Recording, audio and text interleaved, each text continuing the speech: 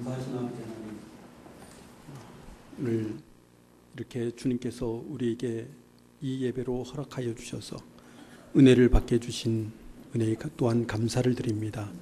아버지 하나님, 우리 성가대를 통해서 하나님께 영광을 돌리게 해주시고 또한 그 찬양을 통해서 우리 영혼이 더 하나님의 은혜 가운데 더 다가설 수 있도록 해주신 그 뜻을 우리가 다시 한번 깨닫게 해주실 줄로 믿습니다. 놀라우신 주님의 사랑을 이 시간 우리가 다시 알게 하여 주시옵소서.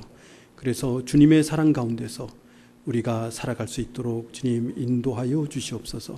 오늘 말씀 주님께서 주시는 이 말씀을 통해서 하나님께서 우리를 향한 뜻을 깨닫게 해주시고 그 뜻대로 원하시는 대로 살아가는 저희의 삶이 되기를 간절히 원하옵나이다.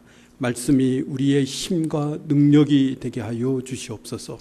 간절히 원하오며 예수님의 이름으로 기도드리옵나이다. 아멘. 학명으로는 어민이라는 그런 족제비가 있습니다. 흔히 말하는 북방 족제비라고 그러죠. 더 우리에게 다가오는 그 단어는 이 담비라고 그럽니다. 담비라는 이 족제비는요, 이 털이 굉장히 휘다고 그래요. 막 이렇게 햇빛을 받으면 진짜 반짝반짝거리면서 이렇게 눈이 부실 정도로 그렇게 굉장히 휘다고 합니다. 그리고 굉장히 또 부드럽다고 그래요. 그래서 러시아 사람들이 겨울을 나기 위해서 이 북방 족제비 담비를 잡아서 이 모피로 이렇게 옷을 만들어서 입었다고 합니다. 그래서 그 모피를 만들어서 이제 옷을 입으면 겨울에 그 얼마나 춥습니까, 러시아가. 그러니까 그 옷을 입고 이렇게 겨울을 난다고 그래요. 그래서 이제 과거에 러시아 사람들이 이 북방 족제비, 이 담비를 잡아가지고 이 팔기도 하고 그리고 입기도 하고 그랬다고 합니다. 굉장히 비싸게 팔렸다고 합니다. 그런데 이 북방 족제비, 이 담비는요, 자신의 털을 굉장히 귀하게 여긴답니다. 그러니까 털을 자신의 목숨보다 더 귀하게 여긴다고 그래요. 그래서 매일 그 털을 입으로 관리하고 그리고 그 털이 오염되지 않을까 늘 이제 오염된 곳은 늘 피해서 다니고 그랬다고 합니다. 그리고 굉장히 빨라가지고 잡기도 또 힘들다고 그래요. 근데 그 북방 족제비를 잡는 이 담비를 잡는 러시아 이 사냥꾼들이 많이 있었는데요. 그 러시아 사냥꾼들이 이 북방 족제비를 잡는 그런 그 방법이 있었다고 합니다. 그 방법이 뭐냐면 그 둥지 있잖아요. 둥지가 있으면 이 둥지에 딱 숨어가지고 이제 이 담비가 사냥하러 가면 그 비어있는 그 집에다가 오물을 이렇게 뿌린답니다. 오물을 사람의 오물을 이렇게 뿌리면 다시 사냥을 하고 난 다음에 돌아오면은 그 안으로 들어가지를 못한다고 그래요. 혹시 그 오물에 의해서 자기 털이 혹시 더러워지지 않을까 하면서 거기에 계속 서 있는다고 그래요. 그러면 사냥꾼들이 그 개를 뒤에다 사냥개를 풀어가지고 막 달려오게 만드는. 그러면 다른 동물들은 어떻게 했습니까? 뭐 둥지 안으로 들어가든지 아니면은 도망가든지 그렇게 하지 않습니까? 근데 이 북방 족제비는 가만히 서 있는다고 그래요. 혹시 달려가면은 어떻게 될까요? 그 자기 털이 오염되거나 더러워질까봐 달려가지도 않고 그리고 오물을 이렇게 뒤집었을까봐 그 둥지로도 들어가지도 않는다고 그래요. 그래서 가만히 서 있다가 사냥개에 이게 잡힌다고 그런답니다. 그러니까 이 동물은 자기 털을 위해서 자기 생명도 내어놓는 거예요. 자기 털이 혹시 더러워지지 않을까? 그냥 순순하게 이렇게 사냥개에게 잡힌다고 합니다. 그래서 이 북방 족제비, 이 담비의 인생에 있어서 가장 중요한 것이 뭐냐면 털을 보호한다는 거예요. 이 털이 자신의 생명보다 더 귀하다는 것이에요. 오늘 우리가 보면 정말 소중한 것이 무엇인지, 정말 가장 중요한 것이 무엇인지 다시 한번 생각해 보게 됩니다. 옛날에 여러분들 이 극장 영화라든가 그리고 또 텔레비전에 보면, 드라마에 보면 이런 유럽에 있는 일들이 많이 나옵니다. 그 유럽 사람들이요, 자신의 가족이라든가 자신의 조상들의 명예를 해치면 어떻게 될까요? 서로 칼을 들고 싸웁니다. 그러니까 자신의 목숨보다 자신의 생명보다 자신의 가족이라든가 조상 선조의 명예가 더 중요하다는 거예요. 그리고 또 이렇게 둘이 이렇게 등지고 있다가 총을 들고, 장전한 총을 들고 몇 발자국 가다가 서로 돌아서서 총으로 쏘지 않습니까? 서로를.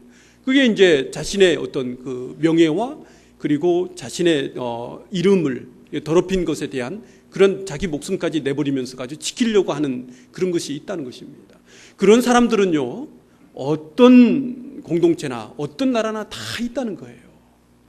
그 사람들을 우리가 누구라고 얘기합니까? 순교자라고 얘기하는 거예요. 순교자. 자신의 나라와 민족의 명예를 지키기 위해서 자신의 목숨까지도 바치는 사람들이 바로 이 순교자라는 거예요. 여러분, 그 이슬람에서 보면은 이렇게 테러 많이 있지 않습니까? 테러를 하기 위해서 몸에다가 뭐 이렇게 폭탄이라든가 이렇게 묶어가지고 자신을 이렇게 죽인 폭탄을 터뜨려서 함께 테러를 일으킵니다. 그러면 그 사람들을 우리가 보기에는 누구라고 얘기합니까? 테러리스트라고 얘기하잖아요. 근데 이슬람 극단주의자들에게 그 사람들은 누구예요? 순교자라는 겁니다. 어느 공동체든지 어느 나라든지 사람이 사는 곳에는요, 항상 이러한 순교자들이 있다는 거예요. 이제 조금 있으면 3.1절입니다. 3.1 운동, 독립운동이 일어났던 때이죠. 이 3.1 운동을 하신 우리 조상들이, 우리 선조들이 3.1 운동을 합니다. 왜 3.1 운동에서 정말 태극기를 들고 밖으로 나가서 일본군에 의해서 죽을 수도 있는데, 잡혀서 감옥에 갈 수도 있는데 왜 태극기를 들고 막 나가서 그런 대한독립 만세를 불렀을까요?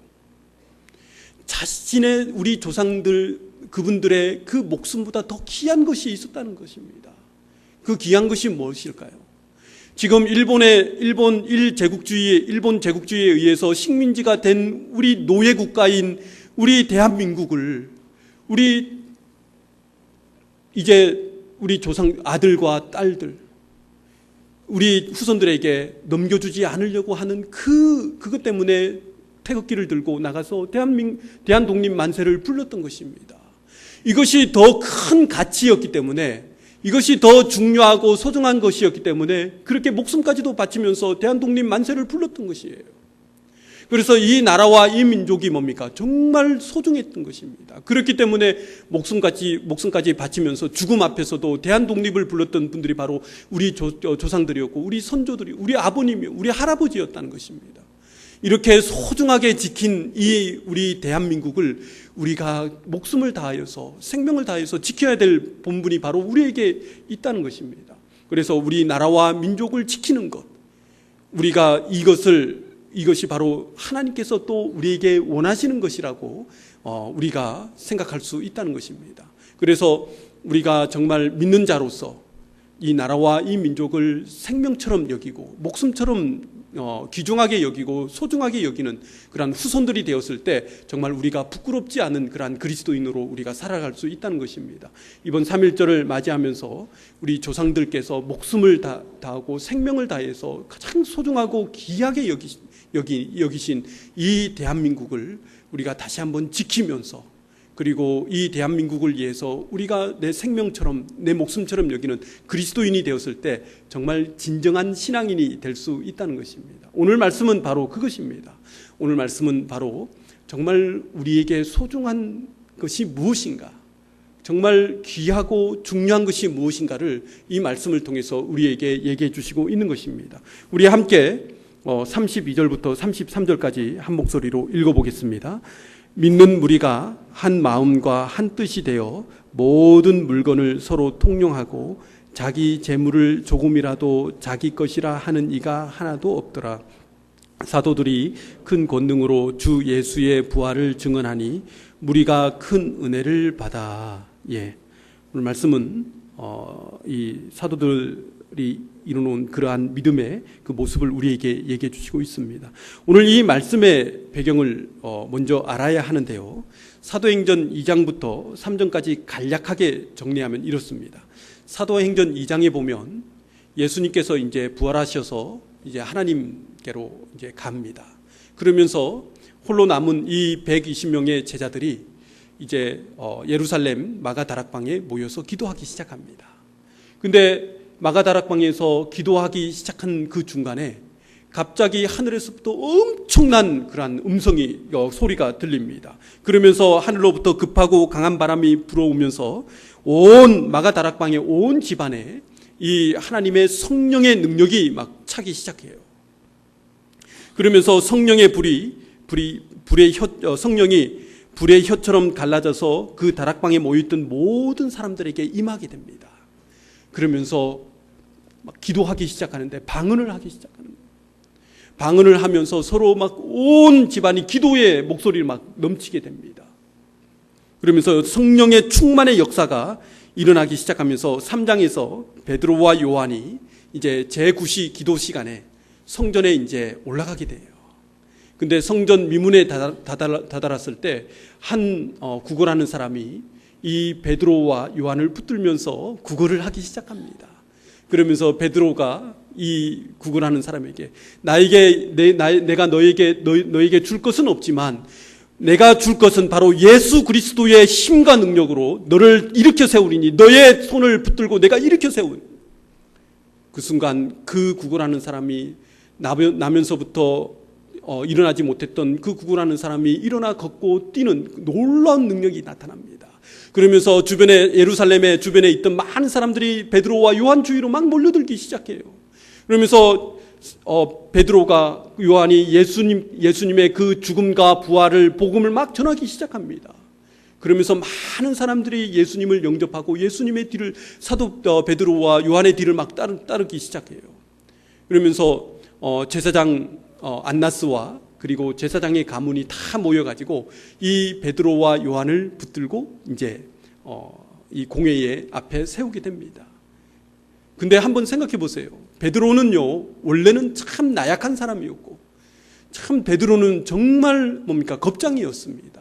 그러니까 예수님께서 돌아가시는 그 날에 정말 예수님을 3번까지 이렇게 배신을 하고 부인을 하는 사람이 바로 베드로였습니다. 근데 어떻게 했습니까? 그 공회 앞에 가가지고 그 제사장들 앞에서 예수님의 복음을 전하기 시작하는 거예요. 그러자 이 제사장들이 안나스가 깜짝 놀랍니다. 원래 이 사람은 학문 없는 사람이었다고 얘기합니다. 평범한 사람이었다고. 학문 없다는 게 무슨 뜻이에요? 무식하다는 뜻이잖아요. 그리고 평범한 사람이 그저 밑바닥 생활을 하고 있던 그 사람, 물고기를 잡아서 연명하던 그 사람이 예루살렘 와서 자신들 앞에서 담대하게 예수님의 이름을 전하고 복음을 전하니까 다 깜짝 놀란 것입니다. 자, 이 말을 하니까 결국은 공회가 예루살렘 제사장과 제사장의 문중이 결국 비난할 말이나 잡아서 감옥에 넣을 수 있는 것이 아무도 없으니까 결국 석방하게 되는 겁니다. 석방하게 되자 또 많은 무리들이 주변으로 막 몰려들면서 예수님의 그 말씀을 듣고 복음을 받고 예수님을 영접하는 놀라운 구원의 역사가 일어나기 시작합니다. 오늘 말씀은 바로 여기서부터 시작되고 있습니다. 오늘 말씀 4장 32절부터 35절의 말씀이 시작하기 전에 31절의 말씀을 우리가 읽어야 됩니다. 이 31절의 말씀에 이렇게 말씀하시고 있습니다. 빌기를 다하매 모인 곳이 진동하더니 무리가 다 성령이 충만하여 담대히 하나님의 말씀을 전하니라. 오늘 베드로와 요한이 담대하게 하나님의 말씀을 전한 이유가 무엇입니까? 그 원인이 무엇이에요? 지금 베드로가 날 때부터 일어나지 못하는 그 병자를 고치고 일으켜 세우는 그 능력이 어디로부터 왔다는 것입니까? 성령 충만했기 때문인 거예요. 성령 충만하니까 어떻게 됩니까? 담대하게 되는 거예요. 성령 충만하니까 어떻게 됩니까? 기적이 일어나기 시작하는 거예요. 성령 충만하니까 예수 그리스도의 말씀을 제사장 앞에서, 공회 앞에서, 재판 앞에서 담대하게 죽으면 죽으리라, 정말 내 생명보다 더 귀한, 내 목숨보다 귀한 하나님의 말씀을 복음을 전하는데 내가 무엇이 겁나냐는 거예요. 오늘 성령 충만하니까 마가다락방에서 경험한 그 성령 충만을 통해서 이 초대교회 믿는 자들이 목숨을 걸고 생명을 걸고 하나님의 말씀을 전하게 되었다는 것입니다. 근데 이러한 성령 충만의 역사가 일어나자 또 오늘 말씀 32절부터 35절에 이 사건이 일어나기 시작한 것입니다. 오늘 말씀 오늘 34절에 32절부터 35절의 말씀에 일어난 사건을 한번 보세요. 함께 모여 서로 가진 것을 통용했다고 했습니다. 서로 가진 것을 서로 나누기 시작했다는 거예요. 이것이 바로 성령 충만을 통해서 일어난 사건이었다는 것입니다. 32절에 보면 모든 물건을 서로 통용하고 자기 재물을 조금이라도 자기의 것이라 하는 이가 없더라는 말씀이 나옵니다.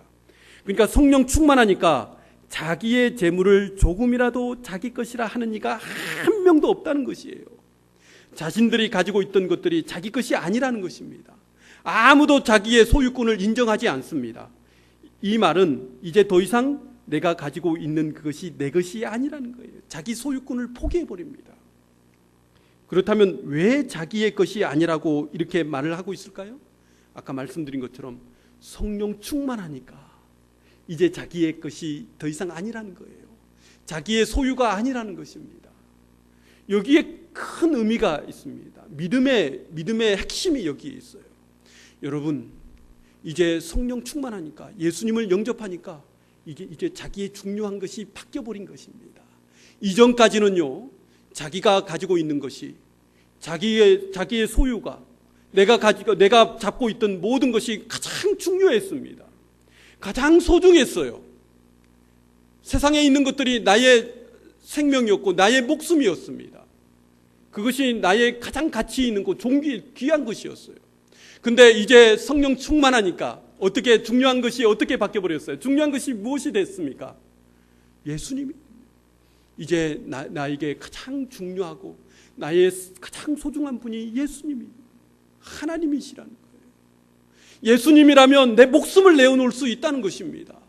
예수님이라면 내 생명조차도 내가 초기와같이 버릴 것이라는 거예요.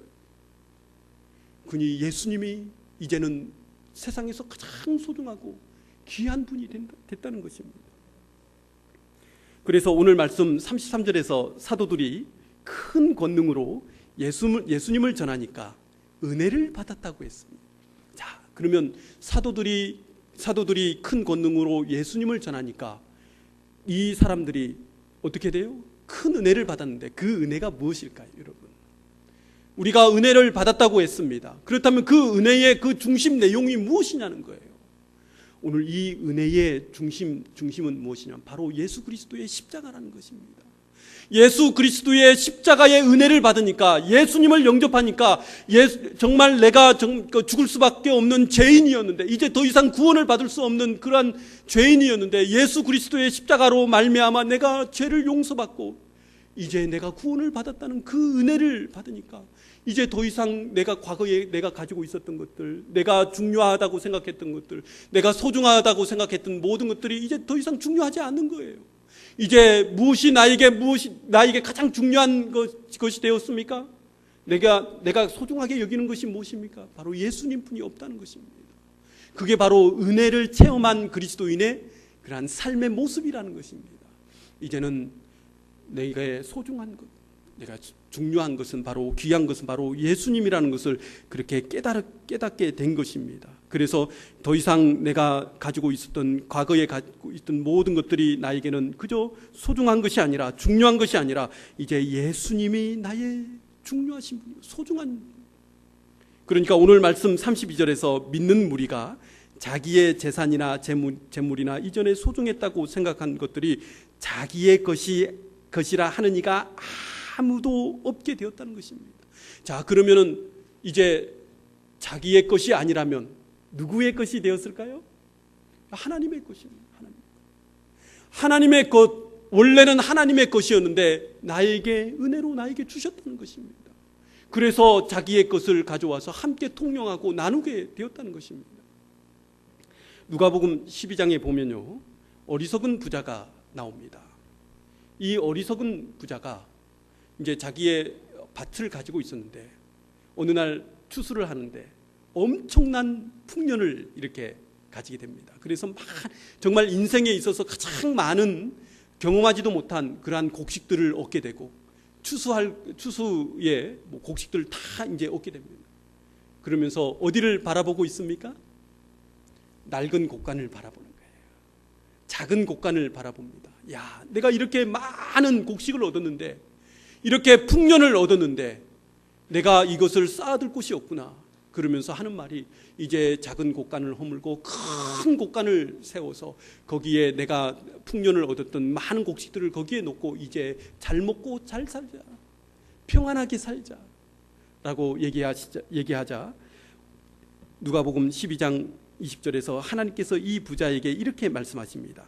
어리석은 자여, 오늘 밤에 내 영혼을 도로 찾으리니 그러면 내 준비한 것이 누구의 것이 되겠느냐. 여러분, 누구의 것이 될까요? 하나님의 것이 된다는 것입니다. 하나님은요, 주시는 분도 되시고요, 가져가시는 분도 되는 겁니다. 그래서 우리 정말 예수님을 영접한 그리스도인들, 바로 주신 분도 하나님이시오, 가져가시는 분, 내 삶 자체가 은혜라는, 이러한 삶의, 믿음의 삶의 모습이 어떤 삶인 줄 아십니까? 거듭난 삶이라는 것입니다. 거듭난 삶. 거듭난 삶이라는 게 과연 무엇을 의미합니까?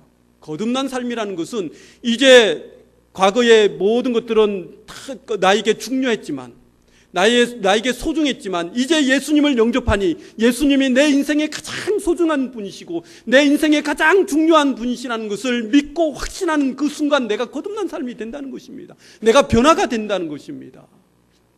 이제 소중한 분이 예수님이니까, 정말 나에게 가장 세상에서 귀중한 분이고 중요한 분이 예수님이니까 내가 예수님을 위해서 내가 살겠습니다라고 고백하는 사람들이 바로 거듭난 사람들이라는 것입니다. 변화를 받은 사람들이라는 것입니다. 늘 우리는 입버릇처럼 거듭났다고 얘기합니다. 내가 변화받았다고 얘기합니다. 근데 여전히 나는 옛날의 것, 내가 소중하게 여기는 중요한 것을 가지고 살아가는 거예요. 예수님은 그저 내 세컨더리, 그러니까 내 부차적인 것에 불과합니다. 그 사람은 거듭난 사람이 아닙니다. 변화를 받은 사람이 아닙니다. 예수님은 우리에게 말씀하십니다. 진정으로 변화받고 거듭난 사람은 자신의 인생의 가장 중요한 소중한 분이 바로 예수님이라는 것을 얘기하시는 거예요. 예수님이 왜 요한복음에서 맨 처음에 기적을 물과 포도주로, 물을 포도주로 왜 바꾸겠습니까? 그것이 바로 예수 그리스도를 믿는 사람은 변화되고 거듭난 사람이 돼야 진정한 신앙인이라고 말씀하시고 있는 것입니다. 오늘 우리가 살아갈 때에 무엇이 가장 소중하고 무엇이 가장 중요합니까? 예수님이 돼야 될 줄로 저는 믿습니다. 예수님이 우리의 가장 소중하고 중요한 분이 되었을 때 우리는 진정한 거듭난 삶을 살 수 있다는 것입니다. 이사야 선지자가 2장 22절에서 이렇게 말씀하십니다. 너희는 인생을 의지하지 말라. 그의 호흡은 코에 있나니 새말 가치가 어디 있느냐. 여러분, 너희는 인생을 의지하지 말라. 그의 호흡은 코에 있다고 그랬어요. 이게 무슨 뜻일까요? 코에서 뭡니까? 바람이 나가버리면 어떻게 될까요? 숨이 나가면 어떻게 될까요? 죽는 것입니다. 떠나는 겁니다. 그러면 내가 가지고 있는 것들, 내가 소유하고 있었던 것들은 무엇이 된, 그건 오늘 말씀 새말 가치가 없는 그런 것에, 왜 내가 죽었는데 내가 가지고 있는 것이 무엇이 중요하고 무엇이 소중합니까? 내가 이 땅을 떠나면 그런 것들은 다 사라지게 돼 있는 거예요. 오직 인생에 있어서, 내 삶에 있어서 중요하신 분은 예수님이라는 거예요. 예수님이 내가 천국 가는 그날까지 예수님께서 나의 손을 붙들어 주실 분이 오직 예수님 뿐이 없다는 것입니다. 오늘 여기서 나의 소중한 분은 바로 예수님 뿐이 없다는 것을 우리가 깨닫고, 우리가 내 삶에 예수님이, 하나님이 소중한 분이라고 그러한 믿음으로 살아간다면 그 그리스도인이 바로 거듭난 그리스도인, 변화받은 그리스도인으로 저는 믿습니다. 오늘 여기 계시는 오늘 모든 성도님들이 그러한 거듭난 그리스도인이요, 그리고 변화받은 그러한 성도님들이 되시기를 주님의 이름으로 축원드립니다. 오늘 말씀 마지막으로 34절과 35절을 함께 읽어보겠습니다. 그중에 가난한 사람이 없으니 이는 밭과 집 있는 자는 팔아 그 판 것의 값을 가져다가 사도들의 발 앞에 두매 그들이 각 사람의 필요를 따라 나누어 줌이라. 아멘. 이 말씀을 가지고요, 공산주의자들이 그 공산주의 이념을 만듭니다. 오늘 여기 보면은 공산주의 이념입니다. 사실 나누고 공동생활을 하고 모든 소유를 뭡니까? 서로 뭡니까? 공유하는 거예요. 통용하는 겁니다. 오늘 말씀처럼. 그래서 칼 마르크스와 그리고 프리드리히 엥겔스가 이 말씀을 가지고 진정한 공산주의 사회다. 사회주의자들이나 공산주의자들이 이것을 가지고 자신들의 이념을, 공산주의 이념을 만들게 됩니다. 그래서 무엇이 나옵니까? 공산주의 선언이 여기서 나온 것이에요. 자, 그러면서 공산주의의 모델, 이념이 바로 이 말씀이라고 그렇게 얘기합니다. 자, 근데요, 오늘 말씀은 공산주의 이념과 맥을 같이 하고 있습니다. 맞습니다. 그들이 여기서 가져왔어요. 근데 공산주의 이념과 오늘 말씀과 결정적으로 다른 것이 하나 있어요. 오늘 말씀은 공산주의 이념이 아닙니다. 그들은 착각한 거예요. 말씀을 왜곡시킨 것입니다. 오늘 말씀 가운데서 공산주의와 다른 것은 딱 하나가 있어요. 바로 기쁨입니다. 기쁨. 오늘 말씀에서 공산주의가 어떻게 평등을 이룰까요? 공산주의에 보면요, 프롤레타리아와 부르주아라는 두 계급을 얘기합니다. 부르주아는 누굽니까? 유산 계급이죠, 그죠? 재산을 가지고 있는, 자기의 소유를 가지고 있는 사람들이 부르주아들. 근데 이 무산 계급 프롤레타리아는 누굽니까? 가난하고 재산이 없는 그런 사람들이에요. 근데 공산주의 이 이념에서요, 평등을 이루기 위해서는 어떻게 하냐면 가지고 있는 자들을 빼앗아서 가지고 없는 자들에게 나눠주는 게 바로 공산주의예요. 폭력을 써도 됩니다. 죽여도 됩니다.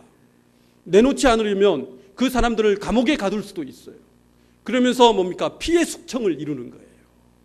그러면서 부르주아들을 뭡니까? 탄압하고 그리고 다 쫓아내버립니다. 그 사람들이 바로 공산주의죠. 근데 오늘 말씀 가운데서 자신들이 가지고 있는 소유물을 가져와서 자신들이 그렇게 중요하다고 생각했던 것들, 자신들이 그렇게 귀하게 여기고 소중했던 그 소유물들을 가져와서 사도들의 발 앞에 내려놓습니다. 왜 내려놓을까요? 기쁨인 거예요. 기쁨. 예수님을 영접하니까, 예수님께서 나를 정말 죄로부터 구원하시니까, 이 은혜를 체험하니까, 성령 충만하니까 너무 기쁜 거예요. 자신이 가지고 있던 그것들이 그렇게 소중하지 않는 거예요. 가치가 없는 거예요. 그러니까 그걸 가져와서 기쁨으로 사도들의 발 앞에 내어놓는 겁니다. 이게 바로 우리 그리스도인의 삶의 길이라는 것입니다. 오늘 우리가 소중하고 정말 중요하게 여기는 것이 무엇입니까? 만약에 세상의 것이면, 내가 가지고 있는 것들이면 기쁨이 없습니다. 그걸 지키기 위해서 전전긍긍해요. 늘 염려합니다. 걱정합니다. 근심합니다. 근데 오늘 내가 가지고 있는 것이 하나님의 은혜고, 하나님께서 나에게 주셨다. 그리고 내 삶의 가장 중심이, 내 삶의 가장 소중한 분이, 내 삶의 가장 중요하고 귀한 분이 예수님이라고 생각하면서 우리가 예수님 그 믿음을 가지고 살아가면요, 내 마음속에 무엇이 생길까요? 기쁨이 생기는 거예요. 하늘의 평안이 생기는 거예요. 그래서 늘 매일매일의 삶이 기쁜 삶이고요, 늘 믿음으로 즐거운 삶을 살아갈 수 있다는 것입니다. 오늘 믿음으로 즐겁고 기쁜 삶을 사시는 우리 성도님들이 되었으면 좋겠습니다.